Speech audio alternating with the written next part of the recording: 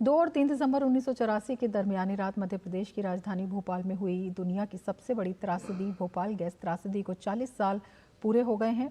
Bhopal gas त्रासदी इतिहास की सबसे घातक औद्योगिक प्रदूषण आपदाओं में से एक थी। इसी वजह से 2 दिसंबर को राष्ट्रीय प्रदूषण नियंत्रण दिवस मनाया जाता है। देखिए डीडी न्यूज की खास रिपोर्ट। इन बच्चों को देखकर आप अंदाजा लगा सकते हैं कि 2 और 3 दिसंबर 1984 के बीच की रात भोपाल स्थित यूनियन कार्बाइड नामक कंपनी के कारखाने से निकली जहरीली गैस कितनी भयावह रही होगी। ये भोपाल गैस पीड़ितों की तीसरी और चौथी पीढ़ी है।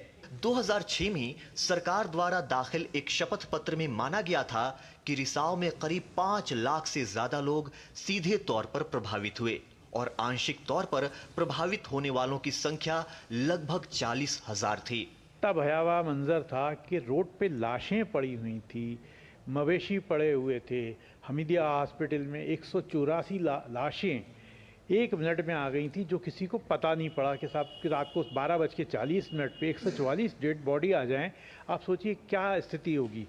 कम से कम 2000 मरीज आ जाएं तो डॉक्टर मतलब इस तरह से घबरा गए थे, वो दहशत से भर गए थे, हम करें क्या। ये गैस पीड़ितों की अब तीसरी पीढ़ी है जो इस दंश को झेल रही है और पुरानी पीढ़ी में तो गंभीर बीमारियां, किडनी है और तमाम तरह की गंभीर बीमारियां हो ही रही हैं।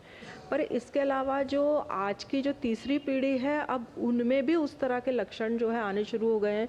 शारीरिक मानसिक विकलांगता दिखाई दे रही है। वहीं मोदी सरकार के प्रयासों के तहत भोपाल गैस पीड़ितों और उनके बच्चों को ध्यान में रखते हुए आयुष्मान योजना से जोड़ा जा चुका है। बड़ी संख्या में गैस पीड़ितों के आयुष्मान कार्ड भी बन चुके हैं। जो रह गए हैं उनके आयुष्मान कार्ड बनाने का काम भी जारी है। पहले गैस पीड़ितों को मुफ्त इलाज के लिए भोपाल के गैस राहत अस्पतालों पर ही निर्भर रहना होता था, लेकिन अब वे आयुष्मान योजना के जरिए देश के किसी भी कोने में 5 लाख रुपए तक का फ्री इलाज करवा सकते हैं।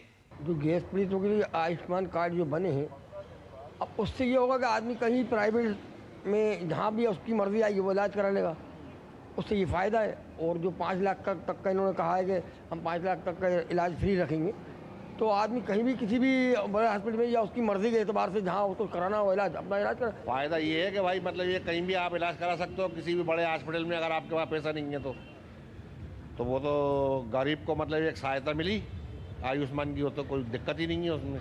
हादसे के दौरान भोपाल के वातावरण में जहरीली गैसीय बादल के प्रभाव की संभावनाएं आज भी चर्चा का विषय बनी हुई हैं।